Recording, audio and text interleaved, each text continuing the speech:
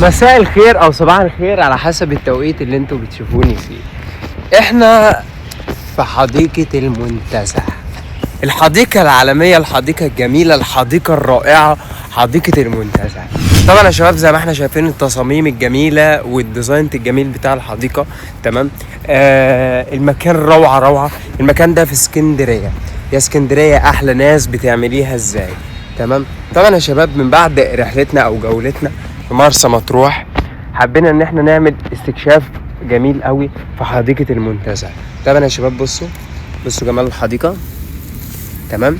طبعا يا شباب حديقة المنتزه انها الحديقة القريبة لقلبي زي ما احنا شايفين. ديزاين الحديقة روعة جدا. تصميم الحديقة يا شباب ممتاز.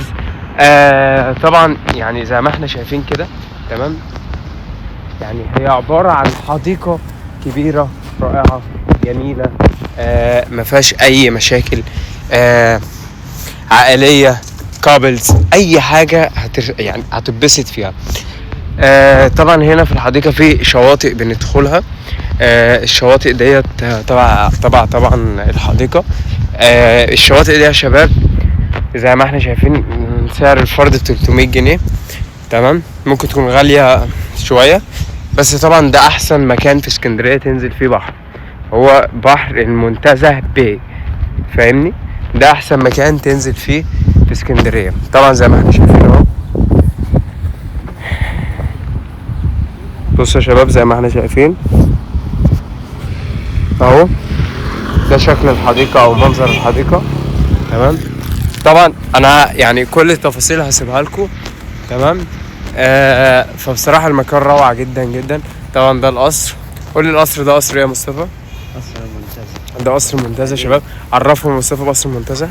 قصر المنتزه ده يا شباب كان زمان كان في بيجوا فيه ناس تبع الاسكندر الاكبر، تمام، اللي هو مؤسس اسكندريه، فعملوا القصر ده. ده الشكل التراثي اللي هو موجود يعتبر من حوالي 15 1500 سنه، تمام. بس مع الوقت ابتدوا اللي هو ايه يعني يبقى فيه دهانات بس حاجات، لكن هو القصر زي ما هو محافظ على التراث بتاعه، محافظ على كل حاجه، وحصل فيه كذا حاجه معروفه يعني، تمام. منهم يعني لو تعرفوا مثلا مدينه اسكندريه العائمه، اللي هو التماثيل بتاعتها موجوده في المتحف في المتحف المصري. دي كلها كانت اكتشاف اسكندر. من اول مثلا تمثال اسكندر الاكبر لحد قلايبين، كل ده كانت معالم اثريه ومعالم سياحيه. طب يا مصطفى هل ينفع من الزوار اللي يجوا يزوروا جنينة المنتزه هل يدخلوا القصر؟ متاح او متاح ان هم يدخلوا اهو؟ ده برضو شكل القصر يا شباب اهو. مش عارف هيبان في الكاميرا ولا يا مصطفى؟ ده شاور عليه كده. ده احنا قلنا ده الجديد، ده القديم. تمام. هل متاح من الزوار ان هم يدخلوا القصر؟ تعالى مش في البال شويه. طبعا متاح لاي حد من الزوار يدخلوا القصر نفسه من جوه. طبعا بياخدوا بعض الصور. طبعا يا شباب هنا في الادغال صعبة قوي، جرب غابات السفنة. صعبة قوي يا مصطفى. يا جماعة الغابات دي في امازون، سامعين الصوت؟ اسكت كده 5. صعبة قوي على فكرة. لازم تكمل الفيديو للآخر علشان خاطر تشوف النتيجة. يمكن لا. ده ايه ده يا مصطفى؟ النمل الابيض. ايه؟ النمل طب يلا. الابيض. يلا بسرعة. بقول لك النمل.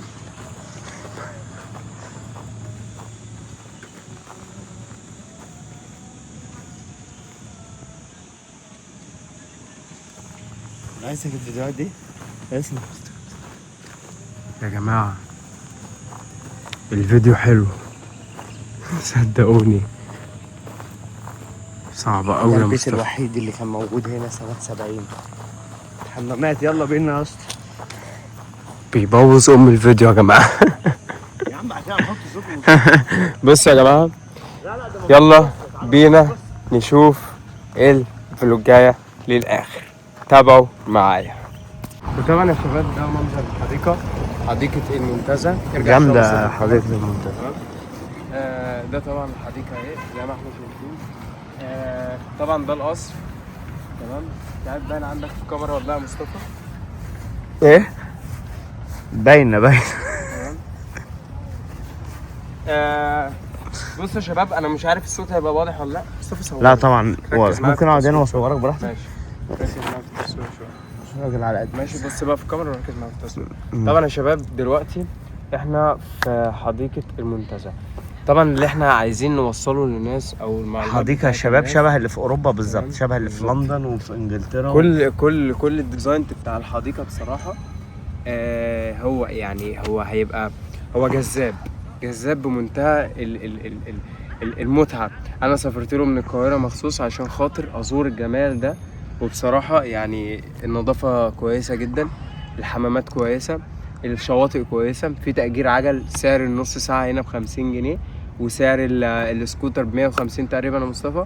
وبس كده. وبصراحة الحديقة كويسة جدا جدا. صور لهم كده مصطفى العجل اهو، واحد هو سايق العجل هناك اهو.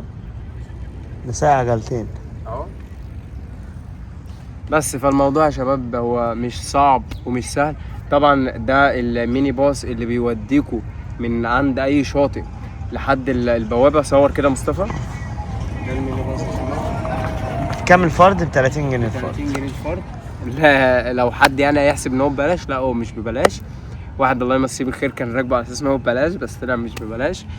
وبس. ويلا نستكشف جوله الحديقه. هو ده مصطفى القصر. طب والساعة اللي فوق دي يعتبر ليها رمز برضو أكيد. صور القطة دي.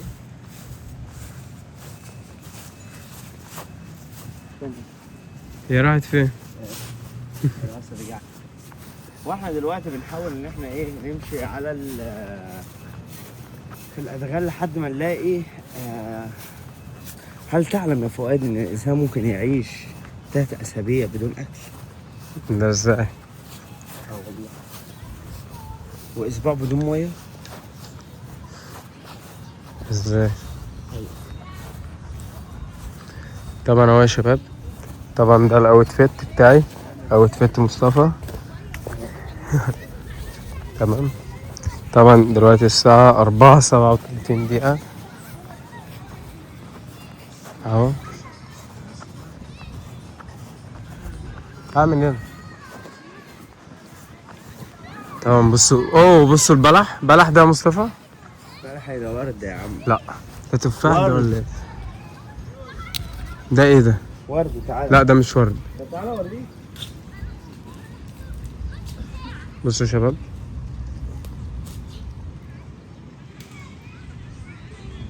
ده ايه ده؟ مش عارف بس ايه. لا ده مش ورد. خلي بالك. كليلة امك سودا.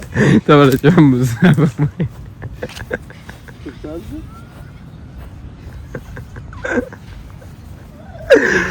تعالى جاي. عايز ميه بسرعة الرحلة. تعالى يا شباب زي ما احنا شايفين مصطفى وقع.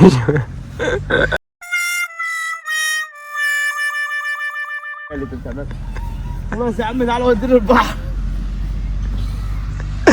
طب انا شايف راحتك مجال.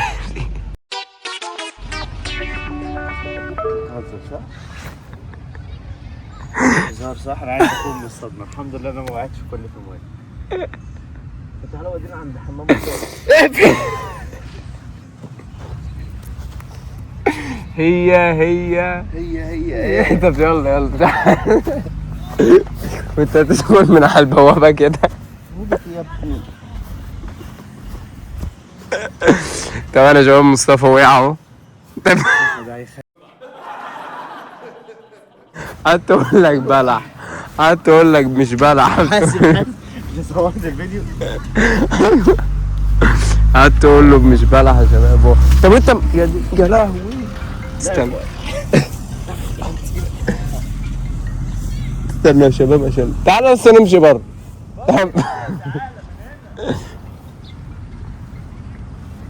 يا شباب انا شكلي انا كمان دوست على حاجه، وفي حاجات غريبه في الادغال يا شباب. بس ايه يعني نسيبها بظروفها. تمام. وطبعا يا شباب زي ما احنا شايفين مصطفى بعد ما وقع في الطينه تمام واتبهدل خالص خالص. هنصحكم يا شباب عشان احنا بنجرب التجربه ديت، عشان يعني بناخد اي حاجه شر منكم، يعني اي حاجه بتحصل هنا بنقول لكم ما تعملهاش. يعني تنصح الجمهور ان هو ما يعملش يا مصطفى، ما يجيبش بلح وما يمشيش في الجنان يا جماعه. عملوا لنا خط سير اهو، يعني بص يا مصطفى عملوا لنا خط سير اهو، احنا نمشي ليه بقى في الجناين؟ شوف الام الحنفيه بتاعتي. تمام تعالى بس انا هدخلك تتشطر. بصوا يا جماعه افتح ايدك كده، بصوا يا جماعه يعني اتبهدل خالص بقى. ياي كاكاي كاكا بقى كاكا خالص يا جماعه بصراحه، بقى وحش قوي قوي قوي قوي. تمام بقى وحش قوي قوي كاكا كاكا كاكا. تمام تحب تقول يا مصطفى للجمهور؟ تمام هم الجمهور ده اللي وداني في ده.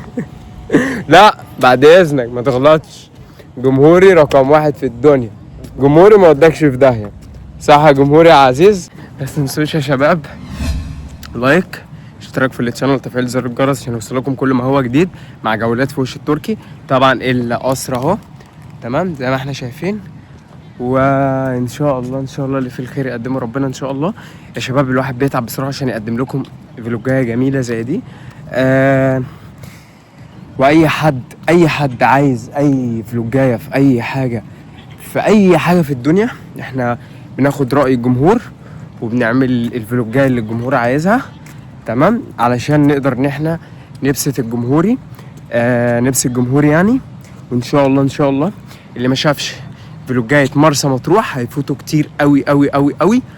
خش على الشانل بتاعي هتلاقي فلوجات مرسى مطروح، وهتلاقي مصطفى ومغامرات مصطفى معايا في مرسى مطروح تمام. باي باي يا شباب. كان بيقول لنا مفيش طريق من هنا، طريق من هنا. طبعا مصطفى قرفان مش طايق نفسه. باي باي. جمال المكان يا شباب كان تحفة جدا جدا جدا. يا رب الفيديو يكون عجبك، وما تنساش اللايك والاشتراك في القناة عشان يوصلك كل ما هو جديد مع جولات التركي، وانتظر الفلوجاية القادمة مع جولات التركي.